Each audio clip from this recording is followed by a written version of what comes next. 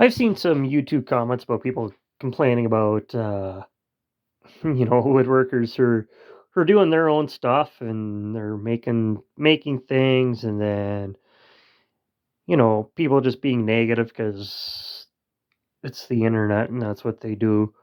They go, oh, you got all these tools, and that must be nice and blah blah blah kind of thing. You know what? It is nice having all these tools, but it's also something that's an investment. Um, I will say, starting with this one, I am very lucky. This was a gift from my family for Christmas.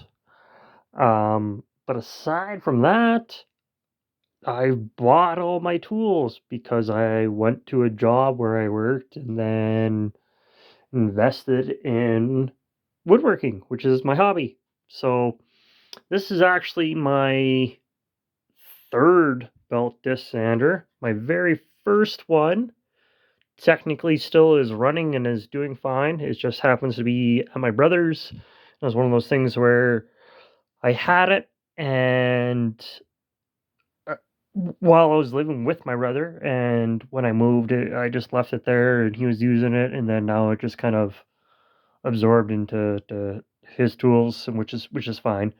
I had my second one recently died. The motor just stopped, kind of thing. So I bought this one. Um, I bought this from Princess Auto, and it was on clearance. And I want to say it was, if I remember correctly, it was like 80 or $90. Like it was under 100.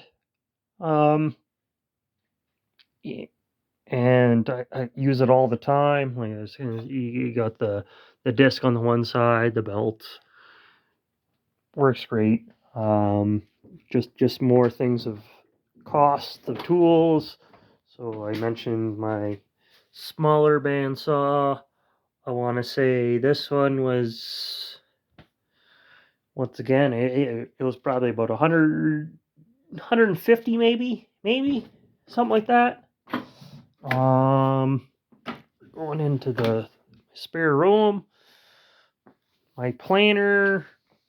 Um, Golly, this is such a long time ago. I want to say that one was, it was under 200.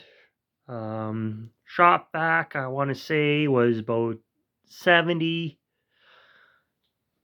And then there's certain tools where I am very fortunate. So this particular one, this is a General International. A couple of years back, General had issues where they kind of went bankrupt and got rebought, and there's a whole thing about it. I'm not entirely sure the whole story, but when I was working, uh, doing tool sales and stuff, they became unavailable, and then we got things that were on warranty.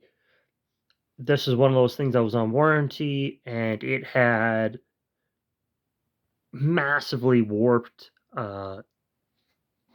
tables. Like these were so twisted that if you ran anything through it, you wouldn't get anything true or flat because you're not running on a flat surface to begin with.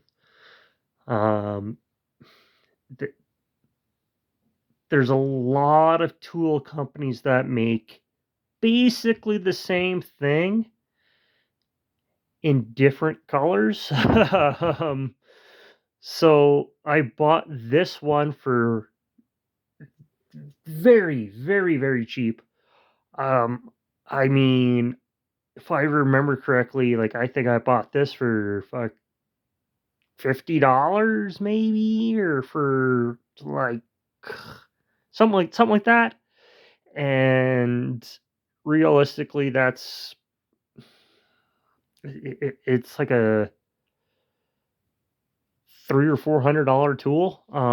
It does have I mean, if I could show you here, like you can see, it does have the helical head. Like this is a really actually really nice tool. Um, but I got it for very very cheap because it was defective.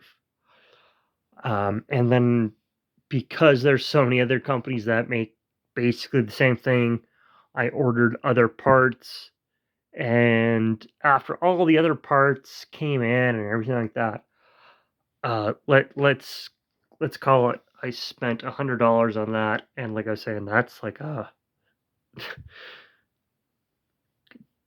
$300-400 kind of unit. Um, and that's the same thing if I go out into the bigger shop.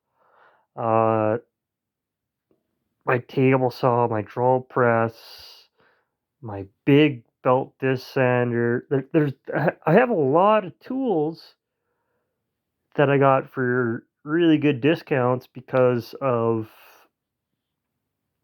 you know, essentially a manufacturer having issues at the time.